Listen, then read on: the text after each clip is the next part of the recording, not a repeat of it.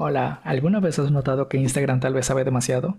Sí, me refiero a que exponga demasiado tu cuenta de Instagram, tal vez a personas con las que ya no frecuentas, a veces personas de la familia con las que prefieres que no vean tus cosas, o tal vez a esas personas del trabajo que nunca les hablaste o no quieres que vean tus hobbies. Bueno, pues hay una forma muy sencilla de solucionar esto en Instagram.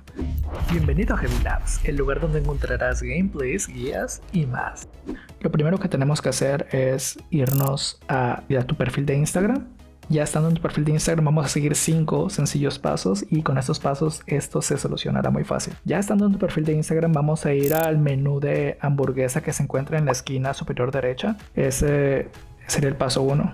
Ya estando aquí en este menú entraremos el paso número 2. El paso número 2 sería ir arriba donde dice centro de cuentas y damos tap ahí. Ahora iríamos al paso número 3. En el paso número 3 hay una opción que se encuentra ahí dentro del centro de cuentas que se llama tu información y permisos. Ahora vamos a dar tap ahí. Ahora vamos a ir al siguiente paso. Vamos a buscar una opción que se llama subir contactos. Esa opción se encuentra ahí en tu información y permisos.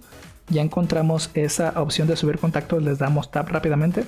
Y ahora llegamos al último paso. En este paso vamos a encontrar tu cuenta, la cuenta que quieres aislar del resto de las personas. Y le vamos a dar tap en tu cuenta. Aquí ya casi logramos lo que queremos, solamente falta un último toque. En la parte superior derecha vamos a encontrar algo chequeado. Eso lo vamos a quitar, lo vamos a deschequear, le vamos a dar tap.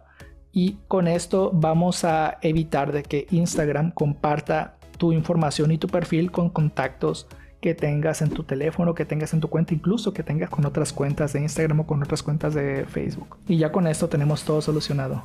Espero que te haya servido. Si tienes alguna duda ahí me comentas y yo aquí te respondo muy rápido. Hasta aquí llegó este video. Si te gustó, déjame tu like y suscríbete para que no te pierdas de mis guías. También ponme en los comentarios si tienes alguna duda o si tienes alguna petición de algo nuevo.